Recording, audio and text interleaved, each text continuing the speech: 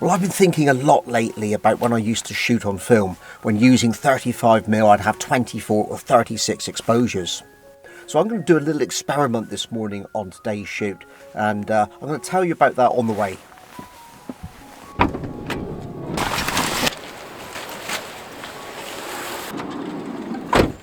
So as a more mature landscape photographer, I get a little bit nostalgic sometimes and want to go back to the old days when I used to have a roll of 35mm film and I was limited to 36 or indeed just 24 exposures and had to get it right in that number because every shot cost money. So do I really want to go back to that? Well, I'm not planning anytime soon to go out and buy a new camera, or certainly an old, shall I say, film camera. But you know, there's something quite special about shooting on film and the feelings that you get from that, the way that it works. So I thought one way to actually see if I could do it, if I wanted to still do that, was to come out today and set myself a little bit of a challenge. So I'm going to set my Digital SLR up as if it was a film camera. I'm going to switch the viewfinder, I'm going to switch the LCD screen off. I'm going to limit myself to taking just 24 pictures. And I'm going to set one shutter speed and I'm not going to change it anymore.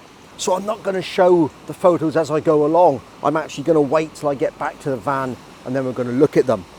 And so I don't process them, I'm also going to try and put them on the iPad and look at them in the back of the van, and I'll show you at the same time. So I think I found my first picture, because I don't know if you can hear it or not, but I'm a bit of a sucker for shooting some waterfalls. And the sun's starting to come up, but there's a bit of cloudy sky, so it's a little bit it's a little bit flat at the moment and lower contrast, which is going to help. It's going to help the picture that I've got in mind. So let's get this camera set up and I'll talk to you about the first image and the type of things that I'm thinking about as a film photographer when I'm taking these pictures. So I've just been setting the composition up through the camera. I can't show you what it is because I'm not going to look through the viewfinder and I'm not going to use any video. So I can't show you. I've also had to take my glasses off because that's another restriction as well. Normally I don't worry about it because I'm using the LCD screen and I can see if things are reasonably sharp with my varifocals on, but using the viewfinder I've had to adjust the diopter and take my glasses off. Anyway, what I've also done is set the camera up on ISO 100, so I can't change that shutter speed, so I can't change that film speed now. I'm assuming I'm going to be shooting on ISO 100 film. Imagine the film's loaded. I've also put the camera in full manual mode because I shoot in full manual anyway, so there's no difference there. But I can't see my histogram, so I'm having to think about the highlights and whether or not I'm exposing for shadows or highlights, to how that's going to work, and have I got the dynamic range to capture everything. I didn't used to think about that so much, to be honest. When we should shoot on film, it just is what it is. You would get the best that you can. Dynamic range is something that's come about when we're talking about thinking so much more about digital photography, but it's always been there. And of course the other thing as well, of course, is that every shot is going to count. Every shot equals money, so I only really want to take as many as I dare. Maybe I'll bracket as well, 3 shots, 2 different shutter speeds. I'll have to look at it, but I won't be able to see the effect on the water. I'm going to have to guess what it's like. But before we set that up and get to looking at that, I'm going to set the camera up on the tripod.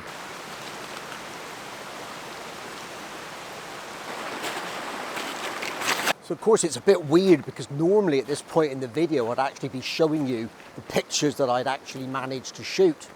But I'm not going to do that. I'm going to keep it exactly as it is for me, that I don't know what they are and neither will you.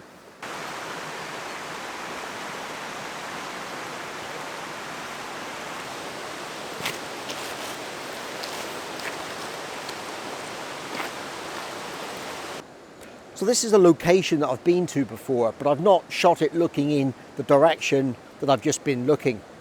Of course, no video, so I can't show you the exact composition, but I'm going to try and describe it to you using the video camera that I am using. So I've set it up roughly. When I look at the composition on a lot of my images, a lot of my photographs, I'd like to have somewhere for the viewer to end up. I'd like to have it a bit of a journey. Bit of a story of them walking through that landscape and looking into the scene. And the thing I like about the scene that I'm just looking at, the composition that I've got with this one, is that that has a certain amount of depth to it. We've got this tree in the foreground with the branch sort of arching over the river, and then we've got the water flowing away, and it gets lighter as you get into the image. So you've got that idea of going from the darker areas to the lighter areas, and the direction of travel is also enhanced and controlled by that flow of water. So I like that sense of depth and movement. The other thing, of course, is that strikes some concerns for me. The concerns that I've got with this, because I'm going to be shooting it in as if I was shooting on film, is to do with the colour temperature. There's a lot of green in this scene. And with the light coming down through the trees, it's going to be filtering that light, and my overall picture might have a slightly green tinge to it. And as I'm only going to be looking at these images inside of the app afterwards, I'm not going to have the ability to put any colour correction filters on. So had I been shooting on film, I probably would have put a warm-up filter on, something like an 81A or something, one of those old sort of like rattan filters that I would use with film photography, for those that can remember it. But I'm going to set this up, I'm going to take the picture, and we'll see how we get on and see what else I can find. So like I say, I'm down to 18 photographs. Do I use another 6, or can I do this in 3? That's yet to be seen. So there we have it, 6 shots, 3 with a polarizer, 3 without the polarizer. Same composition, slightly different shutter speeds. So I've taken half of my roll of 24. See what else we can find.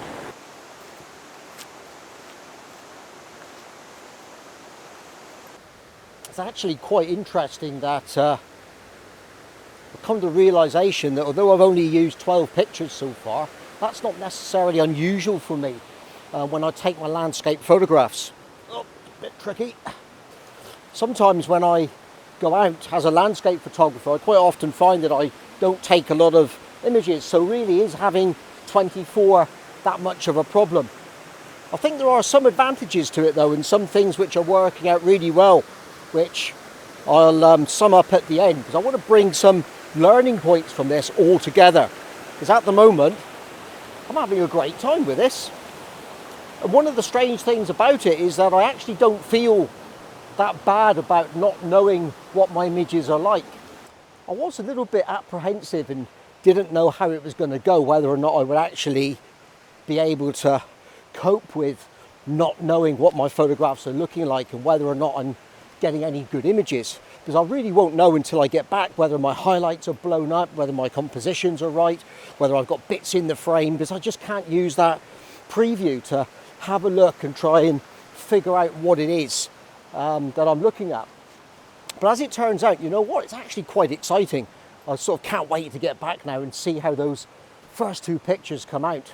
But I'm hoping to get at least another 1 or 2 if I'm lucky.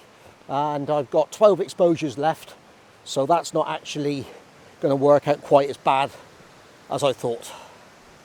See what else I can find. Well, that's 18 exposures. And I've actually already figured out exactly where my next 6 are going to be as well. I'll say my next 6 because it seems to be a theme developing here where I'm using the polarizing filter. But because I'm shooting water, I'm not sure about the shutter speed, so I'm doing 3 with, 3 without, bracketing the exposure, hoping to hold those highlights in. So let's take those last pictures and we can go back and have a look at what we've done.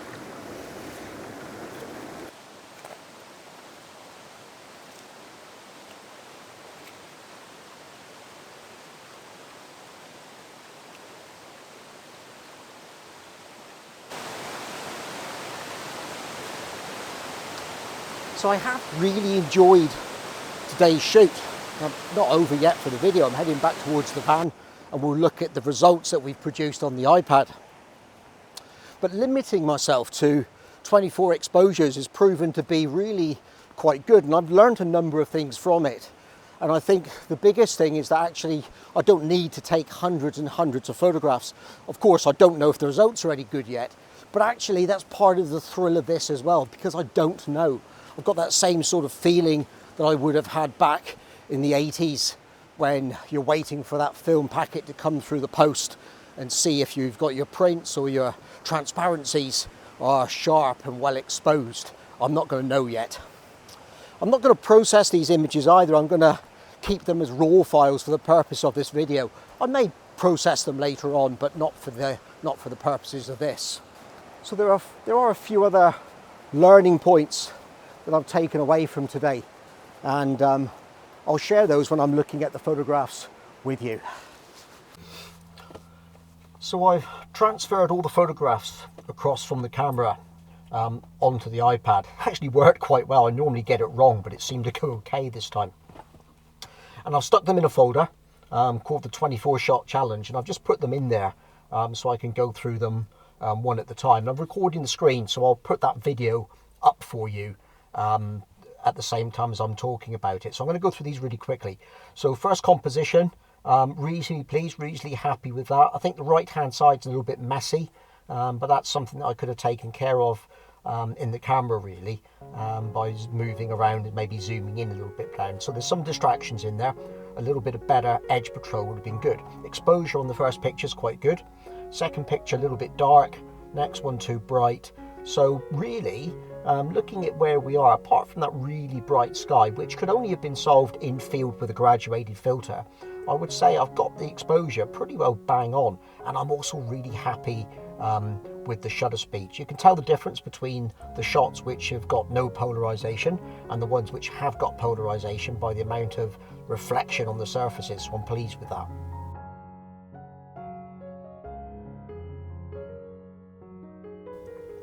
So let's have a look at our second photograph. Second photograph, oh, this one's not so good. This first picture is really bright. I've lost all the detail down in some of those rocks. I might be able to pull it back, but it's too bright for me. But we did bracket a little bit, so by bracketing, with a bit of luck, we've pulled that back in some other images. Yeah, they're getting better. So there we are with some bracketed photographs. This one's a bit dark. There probably is still a bit of detail in the shadow, so I can pull that out. Shutter speed looks reasonably good. And I guess this set now is the polarized versions. Very little difference with the polarization, to be honest, but I did notice that. Third photograph, I had high hopes for these, but these were quite difficult to take, and I was worried about the shutter speed at the time. For me, that's a little bit too blurred, too fluffy on the water, so let's keep going a little bit. Once again, too much for me. Exposure's okay, but it's that shutter speed that's the issue. Yeah. So really, where I would have done this differently out in the field, I would have sort of looked at the viewfinder and assessed whether or not I was happy with those shutter speeds at the time. And these really haven't kind of worked out for me that well.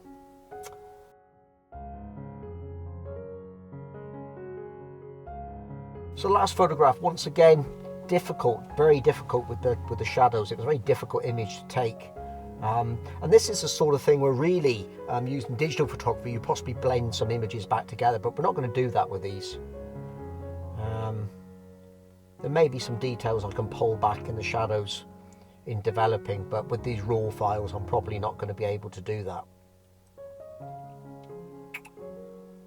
It gets a little bit better, but like I say, quite difficult, very contrasty.